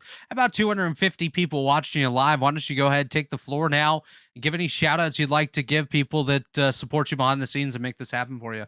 Yeah, yeah. I think my dad, my cousin, both my cousins were watching. They were texting me back and forth during all these cautions, and yeah, you guys, it's pretty cool. And all of iRace makes it possible for all of us to do this. Pretty fun. Well, congratulations on the runner up finish tonight, and we hope to see you back again for future Fast Friday events. Awesome. Thank you. Thank you, guys. That is Johnny Wood Jr., your second place finisher here tonight at Kansas. So Johnny Wood Jr. able to get to second in the third spot here tonight. Went to Sebastian Ortega. So a strong run for him. Believe he is not among still standing by from the understanding here, but we do have Jeff Maconi on the bright side who can answer the tough questions like, what does this trophy look like? Everybody wants to know. Okay, so this trophy is very, very cool. It is by Din Bros out of West Springfield, Massachusetts. Complete coincidence for the fact that I grew up in Massachusetts. So it is a 40-inch tall 3-tier trophy. It has a base at the bottom, and then there's a miniature platform in the base that has a figurine in it holding a wreath, and then 3 pillars holding up the top platform, 40 inches tall, with another figurine holding up a steering wheel at the top. And so there's 3 plaques on it, one all the way at the top, one on the first platform, and one at the base. So at the top, it's going to say the winner's name, car make and model and number, Fast Fridays champion. Then the next one will say Maconi Setup Shop Fast Fridays, Kansas Speedway, March 8th, 2024, something like that. And then down at the bottom, it'll say his name again and the car and the date. So I still have to I have the template all written out, and I tried to get a picture of it, but I could only get a low quality picture off of the website. But yeah, we use Din Bros, DINN bros.com. They're not a sponsor, but the last time we ordered from them, they had it shipped in like 4 days. So they are phenomenal at what they do. So yeah, it's a 40-inch tall trophy, 3.5 feet. I think he's going to enjoy it quite a lot. So Michael will. He's got a lot of space that'll now be filled by that thing. Yes, indeed. And in turn, what? So to give context for those who do not know about the backstory, what is the backstory on why a trophy for 3 foot tall tonight? I just thought it'd be cool. I like having massive prizes. So we're actually in the works of figuring something out with John Garrett over at Fort Worth Screen Printing. that'll be another very cool prize that we'll add in, and maybe Michael will get one of those too. Now that I think about it, I think we can do that. So that'll be, I guess I can say it. It'll be like a printed checkered flag, like the NASCAR winners get. So it'll say like the race information and the date on the bottom of it. So maybe I'll be able to get one of those. It depends if John has figured out quite how to do that style of printing. But yeah, we just went with a 3-foot trophy because it's cool. And the fact that people can enter these races and win one, because usually you only see prizes that big for like the Coke Series and big events like that. And I thought to myself, why not just have one? Someone's got to be able to make them for a not insane price. And so it was either $250 cash or we get a gigantic trophy, and why not alternate between them? And that gets the next part. The next time a race like this for Fast Fridays, for reference, believe if that's the pattern, be towards the money part. But what's the plans now after this month, or for the upcoming month, should say, for Fast Fridays? So we have 2 more races on the 15th and 22nd, and those are just to earn points for the upcoming race on the 29th, which is our final money race of the first 3 months. So we'll have the late models at Stafford next week, which I'm very excited about. I love Stafford. And then the super late models at Nashville Super Speedway, which is a very fun combination. And then we round it out on March 29th with the trucks at Sonoma. So that's going to be a little bit of road racing because the first money race was a super speedway. This is an intermediate in the cup car, and then we're going to trucks at a road course for the final money race, and that'll be $250 in cash. So that'll be a great little prize. Or if the guy or girl that wins that comes and says, "Well, I really want a trophy. I want a 40-inch trophy instead," then they can get a trophy instead. I suppose I'll let them pick the prize. That's going to be good to know for the future. Well, Jeff, once again, thank you very much for the time. Absolutely. Thank you guys for putting on an awesome broadcast. I like how down at the bottom it has led 0 laps. That about sums up the You night. tried. It was I tried. I had fun. I wrecked a lot, and thankfully don't have to pay for any of the sheet metal. Thank you to Maconi Setup Shop, Maconi Entertainment. You guys here did an incredible job. Victory Sim, Abruzzi Raceware, WSMN Broadcasting, the Sim Racer movie, Ron the Snack Guy, and I believe that covers everything.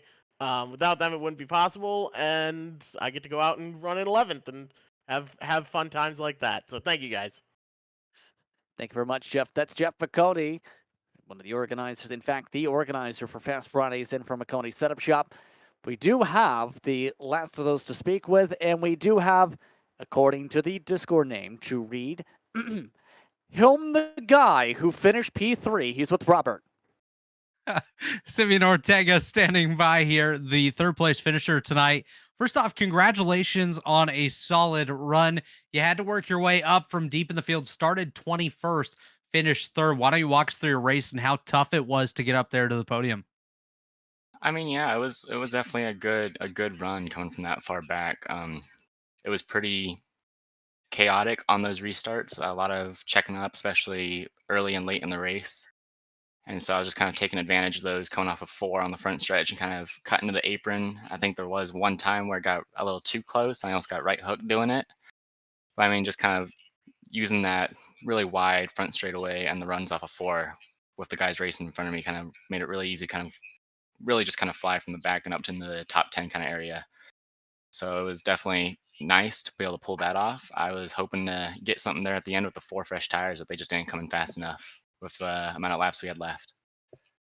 So now looking back at your race, obviously you mentioned taking the 4 tires late, didn't come in quite soon enough to get the tires up to the optimal position where you wanted them. Is there another moment in the race, maybe you look back and you think, dang, if I would have done just one thing differently, I could have been 2 steps higher on that podium? I don't really think so. I considered taking 2. I was talking to my spotter, Matt, about it, which he did a great job as well. So I appreciate him for that. But I thought about taking 2, but I don't think it would have really mattered. I think it would probably put me in a worse spot because then I would have been in third, but on 2 tires instead of third on 4. And I would have rather been on 4 any day. But I think I did really all I could, especially with where I started and how the race went. So You definitely pushed hard tonight. Like I said, started all the way towards the back, came up here, finished in position number 3. We were just talking with Jeff Maconi. He, of course, the organizer of all the events, and he mentioned that the next money race that we're going to run will be the final one of this opening season, and it's going to be at Sonoma. Can we count on having you there, and do you think you're going to be a contender for that one? Uh, I don't have Sonoma, so probably not. And I'm not the biggest road course guy with the Gen 7, but I mean, who knows what'll happen. Well, we definitely hope to have you out there, and you never know. Maybe you can be that dark horse for the event that says, "Oh, I'm not a road course racer," and all of a sudden dominates the race. But we are currently live on the iRacing social channels. We have about 250 people alongside with us here tonight. Why don't you go ahead and take the floor, give any shout outs you want to give? You mentioned your spotter and anyone else behind the scenes that makes this happen for you. Well, I mean, yeah, big shout out to my spotter. I kind of just showed up and saw the hosted race there and the hosted listed, and thought I was going to just kind of join and run a few laps because I was really, really bored, and I didn't know what it was until uh, Maconi came on and said that it was being broadcasted on the iRacing Twitch. So I didn't expect to be running a 100 lap race, let alone finishing third. But really, just a big shout out to my spotter and the guys who were in my VC with me, because I was just they all kind of were there to kind of cheer me on, and then my spotter again did a really great job calling that, especially there late in the race. Well, congratulations on a solid run here tonight, Sibian, and we hope to see you in future events. All right, thank you. That was Simeon Ortega, your third place finisher here tonight at Kansas. So once again, for those that are asking the question, how can you run these events? Before we wrap things up, it's worth mentioning their details for that. You can go to MaconiSetupShop.com/Fast Fridays to learn more. We'd like to also thank those who just took the time to speak with us: Michael Corhan, Johnny Wood Jr., Simeon Ortega, and Jeffrey Maconi. Robert, in turn, your final thoughts tonight before we go the next time out. Late model racing at Stafford in a week's time on Maconi Entertainment. Definitely looking forward to late models at Stafford. That's my bread and butter, the short tracks, and always going to be exciting there. But what a great race we had tonight at Kansas. A lot of door banging, a lot of 2-3 wide. We saw the high line definitely be dominant here tonight, but those drivers that took the opportunity to swing it into the inside, take those deep dives, definitely put on a show for us here tonight. Congratulations to Michael Curhan on the victory. Thank you for everyone that tuned in here tonight, and I can't wait to get back at it next week. So once again, we'd like to thank you for tuning in to tonight's coverage here on Maconi Entertainment, as well as iRacing social media platforms for a firework-filled affair from Kansas. I'd also like to thank the race sponsor, Maconi Setup Shop, and as well iRacing for hosting us on their Twitch channel and YouTube pages throughout the evening. Cover the action tonight was myself, Justin Britz, alongside Robert Hill Jr. David Kreutz was in the booth producing throughout tonight's festivities. Thanks to all our viewers for watching tonight's racing action. We hope you stay tuned to our social media pages for our next race. The next time you'll see drivers on track when it comes to the Maconi Entertainment side of the iRacing platforms for reference, see Fixed SOF Racing, as well as RTP in about a week's time, when official racing gets back to racing to the green flag. For more information, follow Maconi Entertainment's social media platforms. Thanks to the entire staff for their work and bringing this racing to you. This has been a production of Maconi Entertainment. We'll see you next time.